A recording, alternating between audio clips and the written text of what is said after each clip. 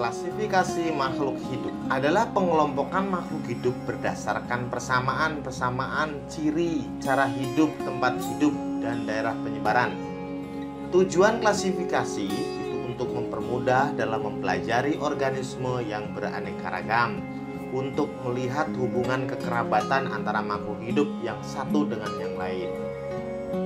Menurut Robert Whitaker, makhluk hidup dikelompokkan menjadi 5 kingdom, yaitu Monera, Protista, Fungi, Plantae, dan Animalia.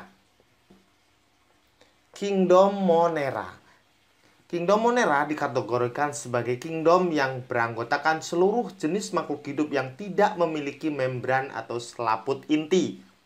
Ciri umum Kingdom Monera itu sel tubuhnya tidak memiliki membran inti atau prokariotik.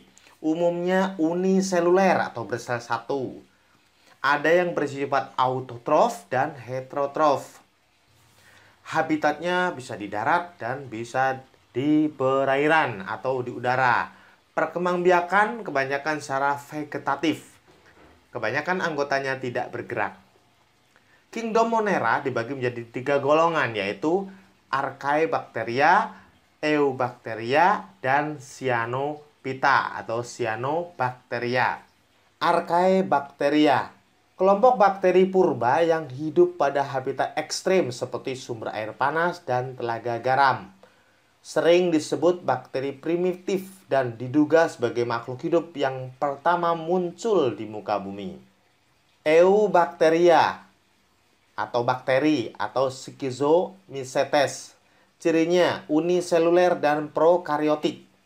Pada umumnya tidak mempunyai klorofil, namun ada yang mempunyai klorofil yang sehingga bisa melakukan fotosintesis. Ukuran pada bakteri sangat kecil, hanya beberapa mikron. Reproduksinya ada 3 macam. Konjugasi, kemudian transformasi, dan transduksi perantara virus.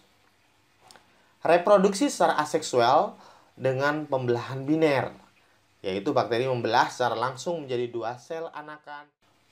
Jenis-jenis bakteri. Berdasarkan bentuknya, bakteri dibagi menjadi 3 macam. Ada kokus, bulat ya. Kemudian basil batang, dan spiral, berbengkok-bengkok. Berdasarkan kebutuhan oksigen dibagi menjadi 2. Ada aerob, yaitu jenis bakteri yang membutuhkan oksigen untuk hidup. Contohnya bakteri Nitrosomonas. Ada bakteri anaerob, yaitu jenis bakteri yang tidak membutuhkan oksigen. Contohnya bakteri Clostridium tetani. Berdasarkan cara mendapatkan makanan, ada bakteri parasit, yaitu bakteri yang makanannya didapatkan dari organisme yang ditumpanginya. Biasanya bakteri merugikan, contohnya Mycobacterium tuberculosis. Bakteri sapropit, yaitu jenis bakteri yang makanannya diperoleh dari sisa-sisa organisme lain. Bakteri heterotrof, yaitu bakteri yang makanannya diperoleh dari organisme lain. Kemudian bakteri autotrof, yaitu bakteri yang makanannya diperoleh dengan membuat sendiri. Dan bakteri fotoautotrof, yaitu bakteri yang dalam membuat makanannya dengan bantuan cahaya. Berdasarkan jumlah dan letak flagel, ada 5 macam. Ada bakteri atrik, yaitu bakteri yang tidak memiliki flagel. Monotrik memiliki flagel pada salah satu ujungnya. Lophotric memiliki banyak flagel pada salah satu ujungnya. Amphitrik masing-masing memiliki 1 atau banyak flagel pada kedua ujungnya. Peritrik, yaitu memiliki banyak flagel pada semua permukaan tubuh. Peran bakteri bagi kehidupan manusia. Bakteri menguntungkan dalam bidang pertanian. Jenis bakteri yang bisa menambah dalam kesuburan tanah, misalnya Acetobacter crococum, Rhizobium leguminosarium, dan Clostridium pasteurianum. Mengikat nitrogen dari udara. Penghasil antibiotik, jenis bakteri ini yang bisa menghasilkan antibiotik, contohnya bakteri Streptomyces griseus, penghasil streptomycin, Streptomyces venezuela, penghasil chloromycin, dan Bacillus brevis, penghasil Gramicidin. Penghasil bahan makanan dan minuman. Jenis bakteri ini yang bisa menghasilkan makanan dan minuman. Contohnya bakteri Lactobacillus casei, pembuat keju dan minuman nata de coco, Streptococcus lactis dan Streptococcus cremoris, pembuat keju dan mentega.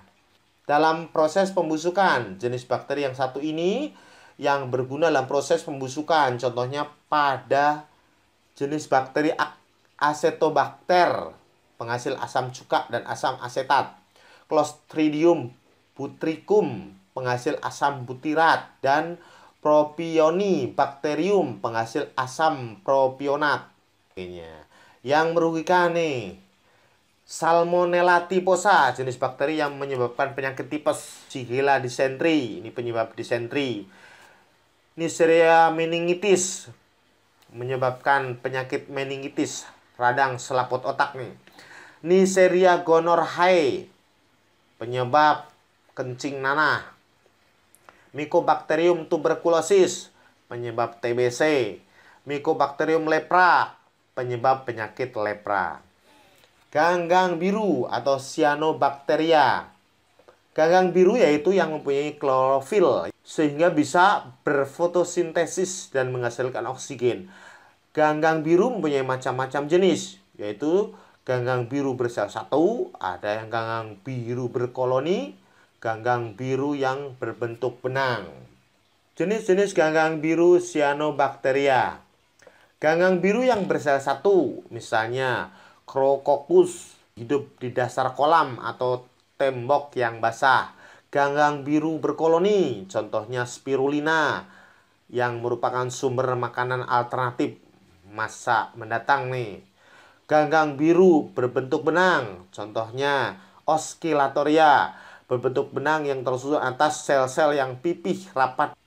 Ganggang biru bagi kehidupan manusia. Ganggang biru yang menguntungkan, mengikat nitrogen bebas dari atmosfer, contohnya Nostoc, Gloeocapsa, dan Anabaena. Sebagai sumber makanan alternatif PST atau protein sel tunggal, contohnya yaitu spirulina.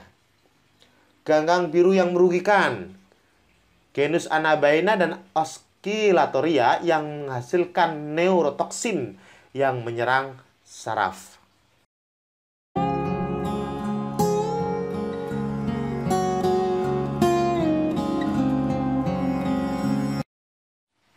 Kingdom Protista. Protista dapat dikelompokkan menjadi 3 bagian,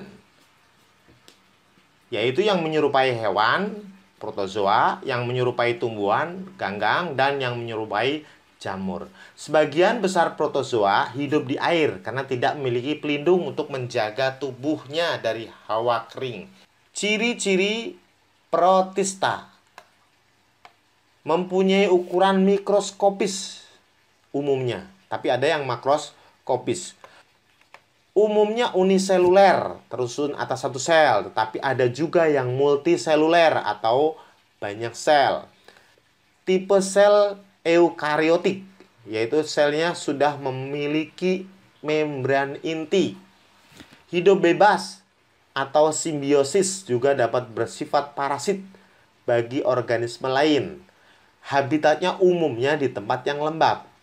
Bersifat aerob dan anaerob, heterotrof dan fotoautotrof, motil atau bergerak bebas. Klasifikasi Kingdom Protista. Berdasarkan alat geraknya, filum protozoa digolongkan menjadi 4 kelas, yaitu Rhizopoda, alat geraknya berupa kaki semu; Ciliata, memiliki alat gerak berupa bulu getar; Flagellata, berupa bulu cambuk; dan Sporozoa, tidak memiliki alat gerak khusus. Menyerupai tumbuhan, algae. Kingdom Protista yang menyerupai tumbuhan merupakan kelompok Protista fotosintetik, tersusun dari satu sel atau berkoloni yang membentuk tubuh multiseluler, memiliki klorofil seperti tumbuhan pada umumnya. Kelompok alga digolongkan menjadi 4 kelas berdasarkan pigmen dominan yang dimilikinya, yaitu Chlorophyta, alga hijau, Chrysophyta, alga emas, Phaeophyta, alga coklat, Rhodophyta, alga merah. Yang menyerupai jamur.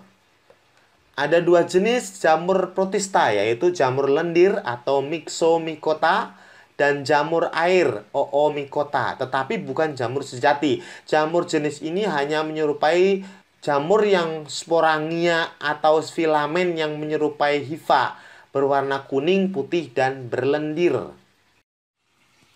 Jamur atau fungi. Ciri-ciri jamur.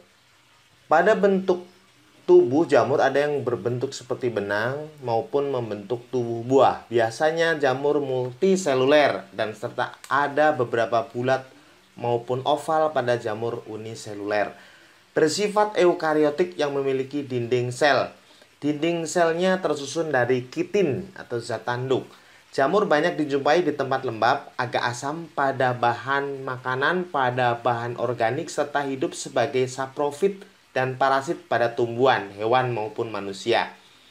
Memiliki tubuh yang berbentuk hifa, ada juga yang berbentuk anyaman benang yang disebut miselium. Tubuh jamur umumnya multiseluler, walaupun ada yang uniseluler. Klasifikasi jamur. Zygomicota. Cirinya, spora dengan dinding tebal yang disebut dengan zigospora. Memiliki miselium bercabang banyak dan tidak bersekat. Memiliki hifa senositik. Miselium memiliki 3 tipe hifa, yaitu stolon, rhizoid, dan sporangiofor. Bereproduksi secara seksual bisa aseksual. Contohnya Rhizopus oryzae untuk membuat tempe, Rhizopus stolonifer, Rhizopus nigrican, Mkedo, Pilobolus, pengurai saproba, sisa organisme bahan yang terbuat dari produk organisme. Ascomycota. Ciri-cirinya menghasilkan askospora pada reproduksi generatif. Memiliki talus uniseluler dan multiseluler.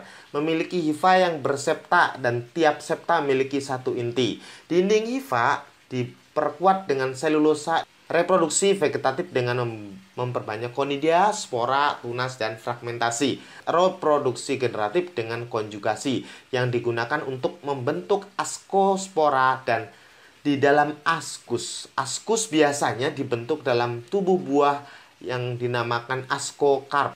Contohnya Saccharomyces cerevisiae ya, untuk membuat roti dan minuman beralkohol. Saccharomyces ellipsoideus ya, membuat wain dari anggur. Saccharomyces tuak membentuk tuak dari air nira. Neurospora crassa oncom. Penicillium natatum untuk antibiotik. Basidiomycota. Cirinya memiliki hifa yang bersepta, bersifat saprofit. Tubuh buahnya seperti payung. Basidiospora terdapat pada permukaan lamela atau bila yang terbentuk di bagian bawah tudung. Contohnya jamur kuping, Auricularia polytricha, jamur merang, Volvarella volvacea ya. Jamur kayu, Ganoderma. Yang merugikan, Ustilagomaides, parasit pada jagung. Amanita, ini beracun yang sangat kuat ya. Deuteromycota. Cirinya memiliki hifa yang bersepta dan tubuh mikroskopis, multiseluler, bersifat parasit atau menyebabkan penyakit pada makhluk hidup lainnya. Contohnya Epiderma piton, Melazazia ya, penyebab panu, Altenaria, parasit pada kentang, Fusarium, parasit pada tomat.